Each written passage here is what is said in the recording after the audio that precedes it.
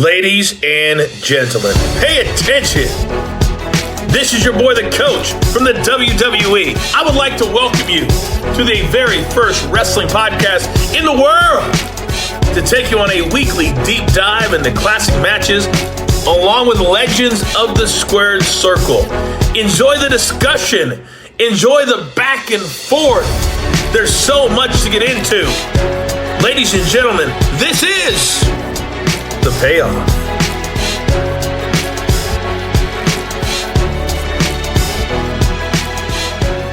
Welcome to an all-new episode of The Payoff. I'm Tom. That's Jeff. Jeff, I think today is going to be a perfect episode. I sure hope so. Like, see what I did there? Looking at, yeah, getting into it. Yep, absolutely. Yeah. The return, how are you doing, buddy? I'm doing great. You know, I'm looking forward. We are deep on the road to WrestleMania here. That's next. That's all we've got is between the next couple of weeks. One, two, three, four, five, like about a month. And so just 32 days. So we'll see what happens there. And so, yeah, it's exciting. Like a lot happening, and we got a lot of good episodes to cover. The wrestling world is wild right now. You know, people turning heel that we never would have thought, you know, just crazy times. I cried. It just I'm surprised you weren't on one of one of those reaction videos I saw floating around. Yeah.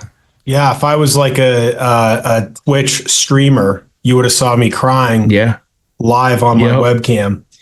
Not surprised. You know, it's funny because we obviously go back and watch a lot of old stuff. And then, of course, I've been digging into some of this WWE Vault stuff, and they've got these stories leading up to matches or moments. And so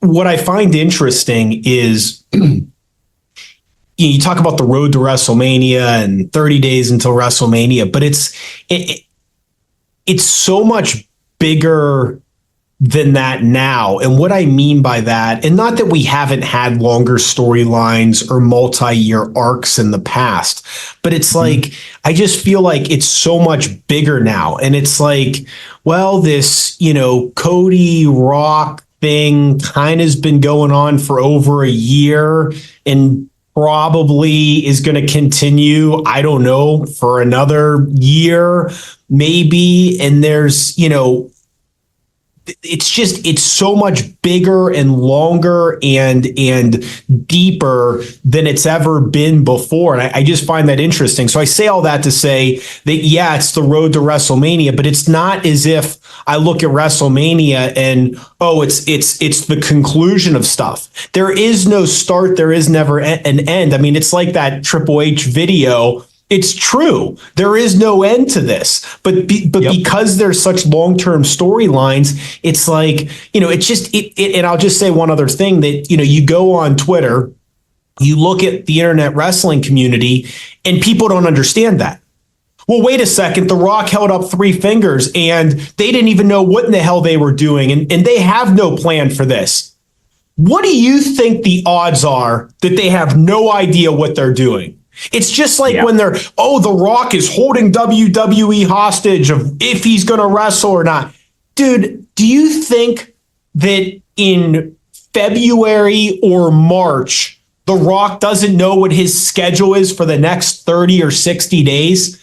Yeah. This is a different business. These are different people. This is not Vince McMahon, fly by the night of your seat, bring in the NWO, bring back this guy, bring back Goldberg, throw stuff at the wall and see what sticks. This is a different sport that we are playing now. So this idea of we don't know what stories we're telling, we don't know what the long-term thing is, we don't know who's going to do what. Guys, you don't know. They know. You think Cena got to the building and said, hey, boss, I think I want to be a bad guy. You're telling me this wasn't 6 months ago when they planned this year-out tour, okay? They probably said, hey, what do you think about a heel? I mean, this stuff doesn't happen by accident. It doesn't happen overnight. And it doesn't mean that plans don't change. But, man, we're telling long-term stories now. And if you don't understand that, and you think that everything's week to week, moment to moment, you're missing out. Now, contrast that with AEW. That is actually what's happening. There is no long-term plan.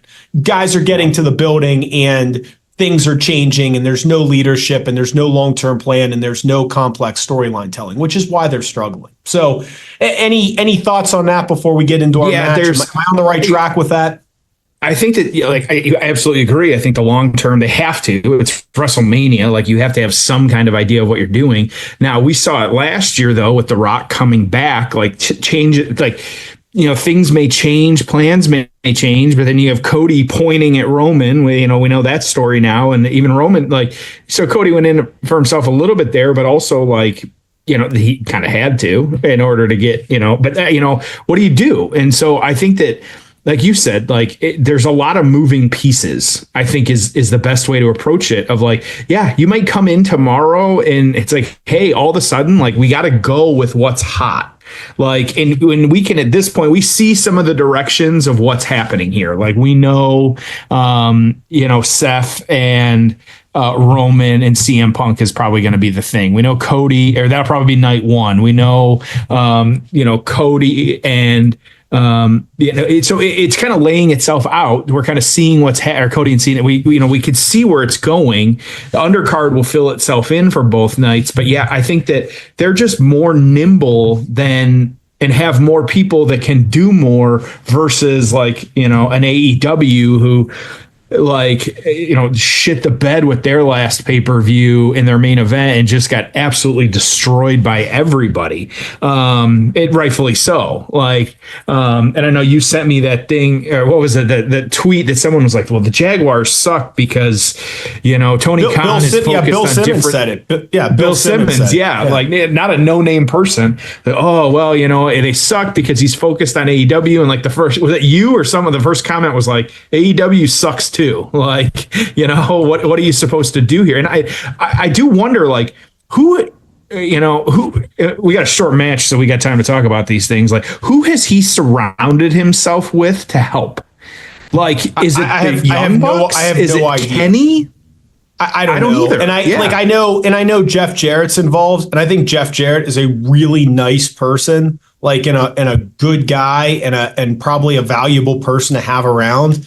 But Jeff Jarrett is the visionary that couldn't figure out how to make TNA viable. But all of a sudden, you're going to take this guy's advice on what buildings to choose and how to quote unquote book the territory. My closing thought on this is, one of the ways I think people get things wrong is thinking that WWE and AEW are in the same business, because they're not. There is fake wrestling that occurs, but those are two very, very different businesses.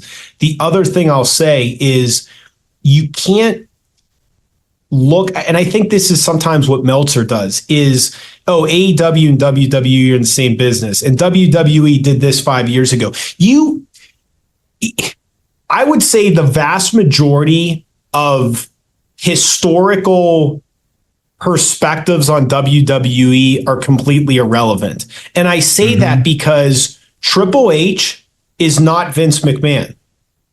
And that's not good. That's not bad. They're just different people with different visions that are part of different generations. Vince McMahon is in his late 70s. He is part of a different generation. They managed people differently. They worked differently. They had different relationships to work-life balance.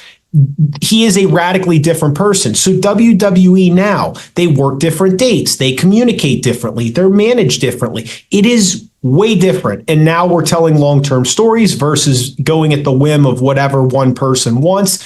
So I say all that just to say that we are in such a different era. And part of it is, this idea that, WrestleMania is not this big conclusion to anything. It's just part of this long-term, super layered thing, right? And we're throwing everything at WrestleMania, and most people will be on the card, but some great talented people probably won't be on that card. And then next month and the month after that, we're going to have stadium shows, and people may not be on them. It's so funny when people are like, wow, that was an amazing card, and this guy, this girl were not on it. it's just so much different. So RVD, Mr. Perfect, how did you pick this one? Yeah, so this was one of the many Heat episodes that when I was going through the kind of coffers and trying to figure out what we wanted to do, this was one that just kind of stood out. Like we got a little bit of a return, I'll say, from Mr. Perfect here and kind of having him back and RVD kind of right in the throes of some title runs and things like that. So just one of those, like, Heat is such a weird kind of show that, there was some really good stuff on there that was hidden that nobody watched because it was on Sundays and just nobody cared. And it just wasn't a thing, and so why not? Like, it's a short match, that's okay. It wasn't on any like best of 5-minute matches or anything like that, but it was on one of the better match or better rated or better viewed matches for Heat over the years. Agreed. Well, I'm looking forward to this one. If you're ready, I say we get into the build. Oh, it's time for the build. All right, so where are we, Jeff? We're in Ottawa, Canada, and of course, we're at the Corel Center. This is WWE Heat, March 24th, 2002. Couple dark matches on this show. Albert and Scotty 2 Hotty are going to defeat Billy Kidman and Justin Credible. And then Tommy Dreamer, wait for it, is going to defeat Randy Orton. In a dark match. Oof, yes. Who would have thought? Yeah. Yes. Have to try and find that one. The Big Val Boski is going to defeat Lance Storm. Kane and the Big Show are going to defeat the Dudley Boys. Rikishi is going to defeat Goldust. And then in our main event, the match we're covering, RVD, your Intercontinental champion, is going to go one-on-one with the legend himself, Mr. Perfect. 2 Hall of Famers battling it out in the main event of Heat. Jeff, how do we get to these two facing off? Yeah, not a terrible card there either, but for a Heat. And so, anyways, yeah, so Rob Van Dam will start there. He actually kind of made a turn as well too. The theme of WrestleMania, who's making the heel and face turn, but he actually became a face at this point. He lost the Hardcore Championship to The Undertaker at Vengeance was December 9th. And so we're looking at, probably about 3.5 months prior to this show happening. And so he then started feuding with William Regal, actually, over the WWF Intercontinental Championship at that time. And so we jump all the way kind of up to February of 2002, the end of February, so less than a month at this point before this show. He actually beat Lance Storm and the Big Show. It was a triple threat match to become the #1 contender for the Intercontinental Championship. Like I said, March 24th when this was taking place, but a little bit of a bigger show, WrestleMania 18 on March 17th. That is when Van Dam took on William Regal for that Intercontinental Championship and won. Hitting Regal with a 5-star frog splash. So coming into this match, he has the Intercontinental belt. Now, Mr. Perfect on the flip side, we kind of rewind way back a little bit to the end of 2000 and him leaving WCW. His last televised match in WCW was actually against Chris Harris in May on Worldwide. Hennig won that one, but then, like I said, summer 2000 ended up leaving. He actually did. I had it pulled up just before the episode here because I was like, I couldn't remember what he did. But he bounced all over. He did a lot of small promotions. He did a one-off in New Japan.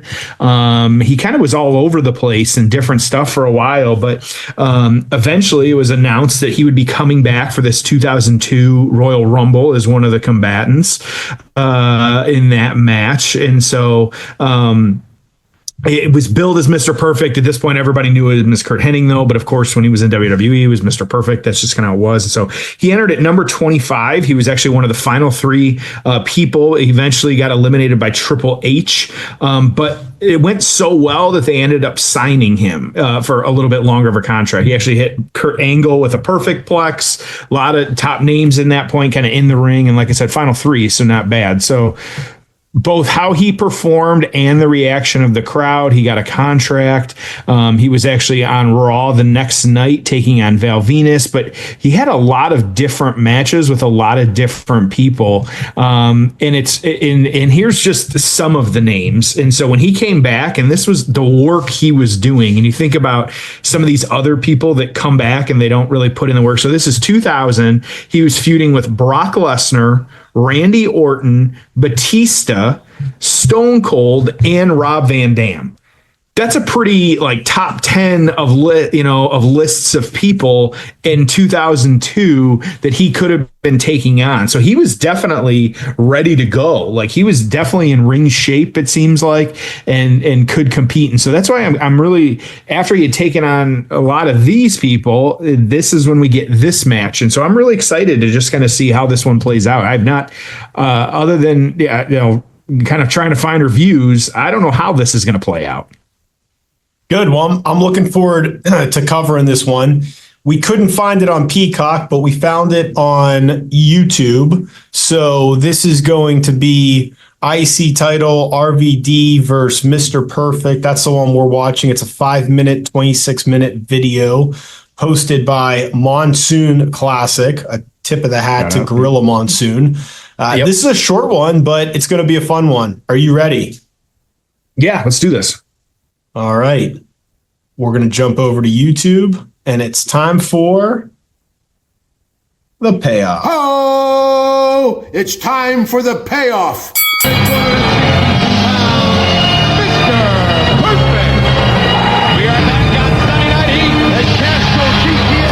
He does look good. One of the best entrance musics of all time. Oh, yeah. So good. So good. Let me... Yeah. Oh, I'm sorry?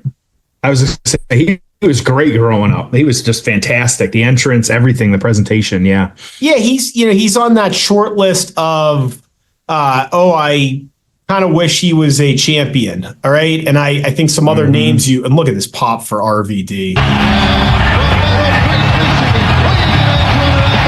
Just always one of those really, really well-liked guys. I mean, there's some of those guys that just, for whatever reason, have always connected with the fans. And that's really what it's all about. Undertaker talks a lot about that. It's all about connecting with the fans. And you can have a weird gimmick. You can have no gimmick. You can have whatever, but you connect. Yeah. I'll tell you another one that I'd say, almost like a modern day RVD is CM Punk.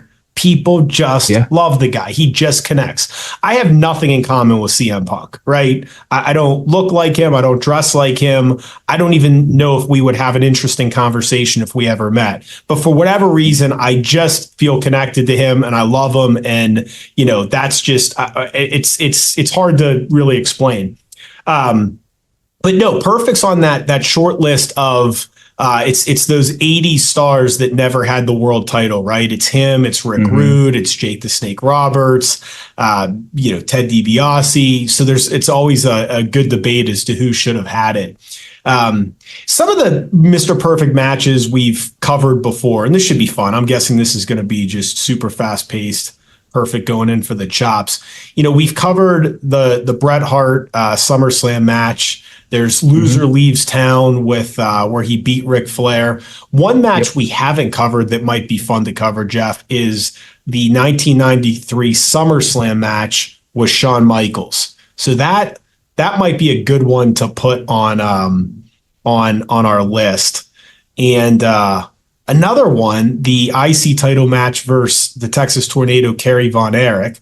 That might be a good opportunity for us to talk about the Von Erichs. We've never really talked about them. And I still haven't watched that movie. Have you watched that movie? I haven't either. Iron Claw? No, I have not either. It's supposed to be good, but I have not watched it. No, I think it's like, at this point, it's got to be streaming somewhere. It is. And I've gone to put it on before and I'm just like, it's so sad, right? I mean, I just, how's it not a dark story? Yeah. So anyways, there's some good Perfect matches in the catalog. There's I know he had a lot of house show matches and dark matches with Hulk Hogan.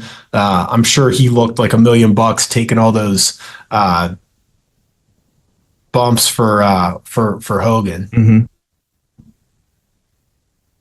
Just got him in kind of locked up here at this point, but they're moving pretty quick here though. Perfect does look pretty good. Like, it's just weird. Like, I always enjoy the presentation. I feel like every time that, we hear wrestlers or any of these kind of documentaries we watch and they're talking about Perfect, and like, he's everything that you thought he was. Like, he really was, like, some of the sports montages and stuff of like watching him do stuff, like they're like, no, he would do that. Like, he would show up and throw a football 80 yards. Like, he would stand at half court and sink shots. Like, that was just what he did. Yeah. And so I always appreciate the little homages that Pat McAfee does, whether it's the pencil flip or, it's always, that was Mr. Perfect born. Like, you just remember that as being him. So yeah, just really good.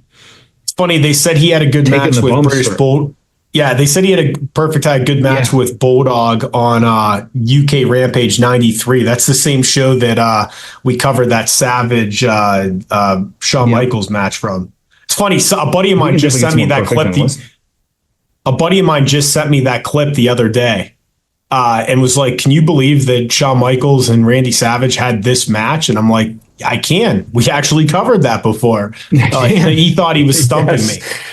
All right, so RVD, big kick. Oh, look at this. RVD top rope, Perfect's in trouble. Rob Van Dam, crowd on its feet. Over halfway across the Perfect.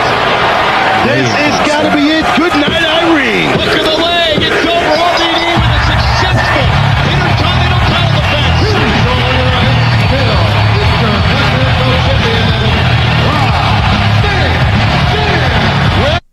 All right, so quick one, but RVD going over Mr. Perfect. I mean, it's not that it's shocking, but the guy, I mean, he was just so over, which is, and what's the greatest compliment that he ever got? Vince McMahon put the world title on him, not the ECW title, the actual world title, and had him mixed in there with Prime John Cena and Prime Edge, and he was your champion. And it probably wouldn't have lasted forever. Nothing did in that era, but he was the guy for a minute there. And if he wouldn't have gotten in trouble, it probably would have gone longer. Yep, absolutely. Yeah, all just right. Wild. Let's get into the aftermath. Ho! It's time for the aftermath. Quick one, but what'd you think? It was so good. I think we didn't get, by the end, we didn't get a ton of offense from Mr. Perfect. He did kind of lock in a few things, try to go for the heel pin, kind of feet on the ropes for leverage, but it was fine. It was fast paced. It was a good match. It was really a showcase of RVD and the fact that, he had the Intercontinental Championship at this point. And so like, this was probably his first defense with that after coming out of WrestleMania. So he was hot at this point. So that was part of it too, is he was riding real high at this point. So that says something about him, but yeah, I thought overall it was pretty good. Yeah, I enjoyed it. And it's, again, just fun to see two guys of different eras going at it. So it was a good one, Jeff. You did good work. Absolutely. There. Thank you. All right. So what happened? What happened afterwards? Yeah, so we'll start same as we did before with RVD on this one. And so a week later on Raw, defended the title against Booker T, Eddie Guerrero, defended the title against Booker T, but then Eddie Guerrero returning, attacking RVD. So the two of them were then feuding.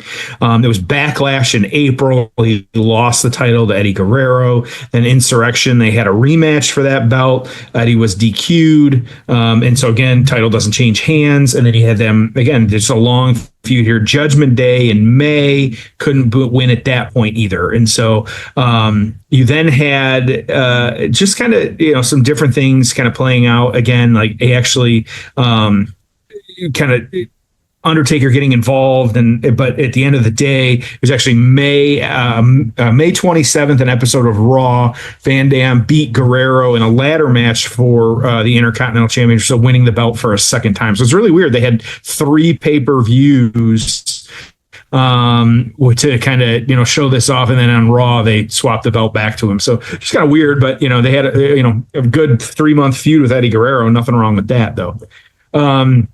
Mr. Perfect though, like it didn't really kind of find the flame after this point, but he would tag team with Sean Stasiak at house shows.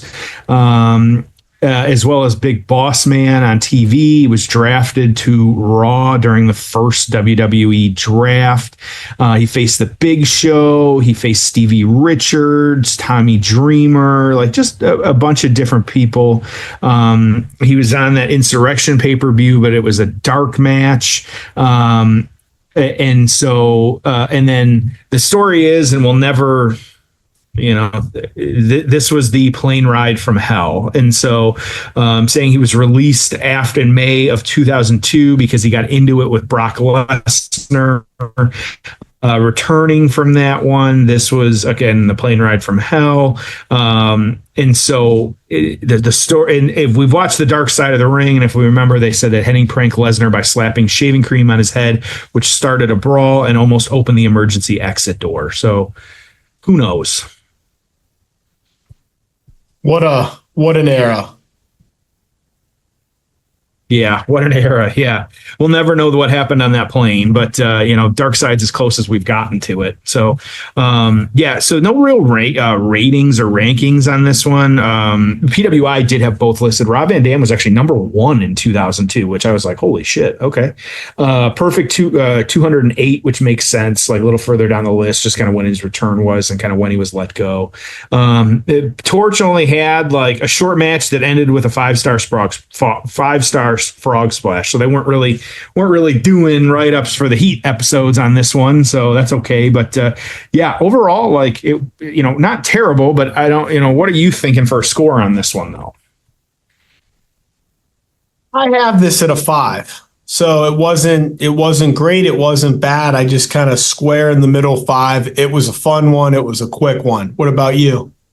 Yeah, I actually had the same thought. And so, because there wasn't anything that was, out of the norm. It wasn't anything, it was very quick. And so, not one I'd tell people like, hey, go back if you want a great RVD match. Like it really was a squash at the end of the day, but, doesn't mean it wasn't terrible. It was just one of those where, hey, it is a match that exists and there's nothing wrong with that. So, that's where we got, and that's where we are.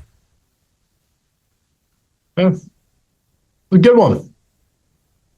Yeah, absolutely. So, next week's very interesting.